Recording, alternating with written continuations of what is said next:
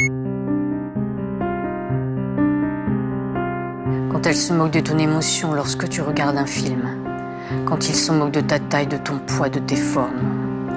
Quand il te pète au nez pour bien montrer sa supériorité de petit mâle. Quand elle te déguise en petite fille modèle sans te demander ton avis. Quand il baise dans la même chambre que toi sans imaginer que cela puisse te poser un problème. Quand elle te menace de fesser pour t'obliger à lui obéir. Le 5 octobre 2023 dernier, Camille et moi nous sommes rendus à l'avant-première du moyen-métrage d'Anne Gorny intitulé Parcours de vie, projection qui avait lieu au Sirius. C'est un film d'une 20aine de minutes qui raconte son histoire. Son histoire, c'est 40 années de souffrance, de sentiments d'incompréhension, de honte, de culpabilité et de chaos intérieur jusqu'à ce qu'elle puisse nommer ce qu'elle a subi. Des violences intrafamiliales. Nous l'accueillons aujourd'hui dans nos studios pour qu'elle puisse nous parler de son film. Bonjour Anne, peux-tu te présenter et nous parler de la genèse de ton film s'il te plaît ? Alors, je m'appelle Anne Gorny, je suis au départ pianiste, puis chanteuse, de formation classique puis jazz. J'ai été musicienne professionnelle et enseignante de la musique dans différentes écoles de musique pendant une 30aine d'années. J'ai intégré l'éducation nationale il y a pas très longtemps, il y a 5-6 ans. Voilà, j'ai fait un disque en 2018 et j'ai fait donc ce court-métrage là en 2022. Est-ce que tu peux nous en parler un petit peu, nous dire quelle est la genèse du film ? Alors, la genèse du film, c'est donc mon mal-être pendant tant d'années. J'ai fait beaucoup de travail sur moi pour comprendre en fait pourquoi j'étais tant en souffrance tout le temps. En 2000, au moment du confinement, en fait, j'ai craqué et j'ai appelé une psy pour à l'aide. Et puis, le travail que j'ai commencé à faire m'a ouvert des portes, je pense, à un moment donné, pour pouvoir, pour pouvoir me sentir vraiment mieux. Et puis, du coup, je me suis rendu compte que j'étais encore très, très en colère, que cette colère-là, j'arrivais pas à m'en débarrasser.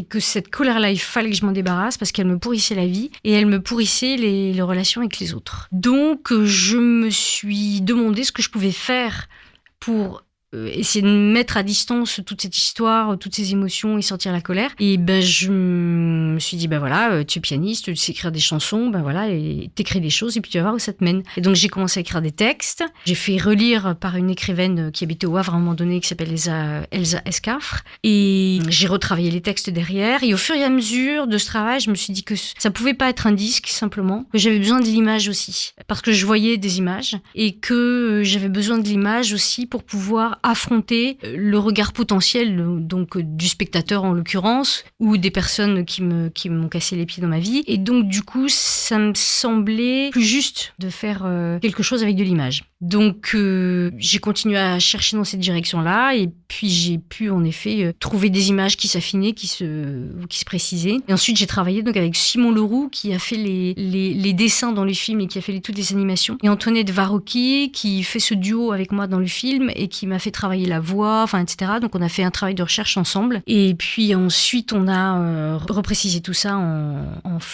filmant les scènes définitives, quoi. Pourquoi c'était important pour toi de passer par le média cinéma et pas le théâtre par exemple ? Le roman ou justement la musique, comme tu as pu en parler ?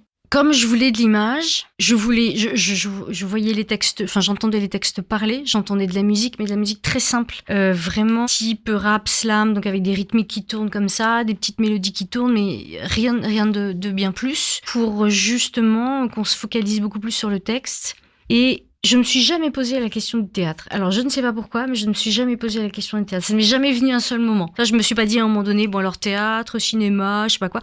Non, j'ai vu vraiment une image plutôt film, clip, je savais pas trop comment l'appeler à un moment donné, en fait, mais pas le théâtre. Parce que je pense que le théâtre, il y a moins de mise à distance, peut-être, tout simplement. C'est-à-dire, le théâtre, soit j'aurais été sur scène, soit d'autres auraient été sur scène, donc ça aurait été plus compliqué déjà de mettre en place. J'aurais ressenti moins de distance, moins de mise à distance avec mon histoire en écrivant une pièce de théâtre qu'en écrivant un film, je crois. Pourquoi c'est important pour toi d'avoir justement cette mise à distance ? Qu'est-ce que tu veux dire par là ? Alors, l'idée de la mise à distance, c'est l'idée de ne plus souffrir de ma propre histoire. De pouvoir me dire à un moment donné, et c'est ce qui s'est passé, de pouvoir me dire, bon ben voilà, il s'est passé ça, bon maintenant il faut que je passe à autre chose. Je peux passer à autre chose. Et jusqu'à la réalisation de ce film, je n'y arrivais pas. J'ai eu beau faire des thérapies, j'ai eu beau calmer le jeu à des moments émotionnellement, intérieurement, j'ai eu beau faire des choses, mais c'était jamais suffisant pour vraiment avoir cette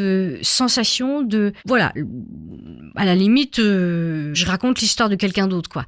D'ailleurs, je dis au Sirius, quand le film est passé, en fait, j'ai vu le film comme si je regardais le film de quelqu'un d'autre. J'avais vraiment cette impression-là et je me suis dit à ce moment-là, c'est vraiment gagné. C'est vraiment gagné. Là, il y a vraiment de la mise à distance. Je ne souffre plus quand je vois cette histoire et je ne souffre plus quand j'en parle. Je ne souffre plus au quotidien. Ça s'est passé comme ça, c'était comme ça. Bon, bah voilà, quoi. Maintenant, c'est la vie et puis je passe à autre chose, quoi. C'est un peu comme si tu l'avais fait et puis il est monté, réalisé et t'as plus vraiment besoin, d'avoir son suivi. Tu le laisses vivre pour d'autres gens, alors que peut-être plus une pièce de théâtre, ça va plus être dans la longueur et ça revient souvent. Peut-être aussi, il y a peut-être ce côté-là aussi, absolument, ouais. Alors que là, le film, en effet, donc il a été projeté une fois sur Sirius, il va être projeté à Tadam Company le 10 novembre, donc voilà, donc ça fait déjà 2 dates et c'est super. Et puis ensuite, il va être envoyé régulièrement sur YouTube sous forme d'épisodes, sous forme de... Ensuite, l'intégrale va être diffusée pour que le plus de gens possible puissent voir ce film, parce que ce que j'ai vu l'autre jour à Sirius, c'est aussi que ce film, et c'était l'autre objectif de ce film, c'était que il ouvrait vraiment il permettait vraiment la parole. Et il y a plein de gens qui se sont exprimés sur des choses. Moi, j'ai été hyper touchée, hyper étonnée que des gens puissent dire des choses aussi intimes comme ça dans une salle de cinéma suite à une projection. Donc voilà, j'ai vraiment, je pense, doublement gagné quelque chose avec ce film, quoi. D'ailleurs, lors de la projection, il y a quand même pas mal de personnes, des femmes notamment, en fait, plutôt d'une 50aine, 60aine d'années, qui se sont exprimées sur ce sujet et qui rapportaient des témoignages qui étaient presque similaires aux tiens parfois. Est-ce que tu penses qu'il y a quelque chose de générationnel aussi dans ces violences intrafamiliales comme on l'entend aujourd'hui ? Je pense que il y a un côté générationnel, il y a un côté social, selon là où on est, dans quel type de famille, etc. Enfin, je sais pas si aujourd'hui il y a moins de violences intrafamiliales que à mon époque, que à l'époque de ces femmes dont tu parles là, qui ont posé leur témoignage l'autre jour. J'en sais rien. Comme je disais tout à l'heure, je suis prof en collège et je vois des gamins et des gamines en face de moi et certains, je les vois déjà tellement abîmés. Alors je me dis que ça doit être pas si fini que ça. Je pense qu'il doit encore y en avoir pas mal. Même si il y a beaucoup aussi de violences qui arrivent d'une autre manière, peut-être. Peut-être que dans les années 60, 70, 50, 40, il y avait beaucoup de violences intrafamiliales parce qu'il n'y avait pas de connaissance de ce que c'était que l'éducation d'un enfant, finalement. Ensuite, les années 70 sont passées avec des gens comme Catherine Dolto, la psychanalyse, toutes les nouvelles éducations. Enfin, il y a eu plein de choses hyper intéressantes là qui sont apparues. Et puis là, j'ai l'impression que on est dans une maltraitance, je dirais entrepreneuriale, managériale, qui en fait, du coup, a comme conséquence les violences intrafamiliales à l'intérieur de la maison et envers les enfants. Puisque si les parents se sentent mal au boulot, se sentent écrasés, humiliés, n'ont pas de quoi vivre décemment, etc., à un moment donné, la violence que leur fait va se reporter sur quelqu'un. Donc soit sur eux-mêmes, sous forme d'addiction, d'alcoolisme, etc., soit sur les enfants, leur conjoint, leur conjointe, etc. Donc j'ai l'impression qu'il y a ça en plus. Ton film parle de l'enfance. À ton avis, à quel âge peut-on commencer à voir le film ? Alors, pour l'instant, par rapport à notamment des collègues infirmières au collège, il semblerait que ce soit plus à partir du lycée. Dans la salle, il y avait 4 enfants qui étaient là, 2 petits qui devaient avoir 8 ans cette année, je pense, et ça doit être 11 ans et 13 ans ou 14 ans, quelque chose comme ça. Et je vais justement revoir ces enfants pour leur poser la question. Qu'est-ce qu'ils ont compris de ce film ? Qu'est-ce qu'ils ont reçu de ce film ? Qu'est-ce que ça leur a fait ? Parce que je pense que c'est vraiment le plus intéressant. Enfin, le mieux pour répondre à cette question-là, c'est, je crois, d'aller faire l'expérience et de poser la question après aux enfants en leur disant qu'est-ce que t'as compris de ça, quoi, Mais pour l'instant, on en est plutôt au lycée ou peut-être la 3e et lycée, quoi. Est-ce que du coup, ta profession de justement professeur, c'était aussi indirectement une envie de pouvoir être là pour les enfants, ou tu vois ce que je veux dire Non, au départ non. Non, au départ non, c'est essentiellement, je dirais financier, essentiellement rechercher un poste stable, parce que j'ai un peu crapahuté pendant 30 ans et puis j'en avais un petit peu marre de courir après mon beefsteak. Donc, mais en faisant ce métier, justement, je me rends compte que en tant que prof de musique, en fait, je fais pas vraiment de musique. En fait, je suis plutôt éducatrice, option musique. En tout cas, là dans le collège où je suis. J'essaie pour des enfants qui dysfonctionnent, pour des enfants, qui ont une attitude inacceptable dans le cadre d'une classe, parce qu'ils prennent trop de place, parce qu'ils sont irrespectueux, parce que plein de choses. En fait, j'essaie de leur parler justement pour leur et de leur dire que peut-être cette attitude-là, c'est aussi une attitude de non-amour envers eux, quoi. Parce que je me suis rendu compte dans ma propre façon de vivre les choses, je me suis rendu compte qu'à des moments, je me suis fait vivre des choses comme une espèce de toute façon, j'avais un tel mépris de moi-même et de non-amour de moi-même que de toute façon, ça n'a pas d'importance. Donc du coup, je pense que j'ai l'impression que ces gamins-là sont un peu dans le même chemin. Parfois, j'essaye de leur parler en essayant de leur distiller des trucs. Alors, ils me regardent parfois avec des grands yeux. Et on se dit, mais qu'est-ce qu'elle me raconte celle-là? Mais je me dis que peut-être j'ai semé une petite graine qui fleurira à un moment donné, où il se dira, peut-être où elle se dira, ah, elle m'avait dit ça, je comprends ce qu'elle voulait dire. Voilà, en tout cas, j'essaie ça. Et dans ta vie personnelle comme professionnelle, la musique est très importante, et d'ailleurs on le voit dans le film. Est-ce que ça a été un échappatoire pour toi, la musique ? C'était plus qu'un échappatoire, ça m'a sauvé la vie, je pense. Ça m'a franchement sauvé la vie. Parce que du coup, j'ai pu exprimer avec le piano tout ce que je pouvais pas exprimer verbalement. Et ça m'a franchement sauvé la vie, je pense. Ça a été salvateur, vraiment.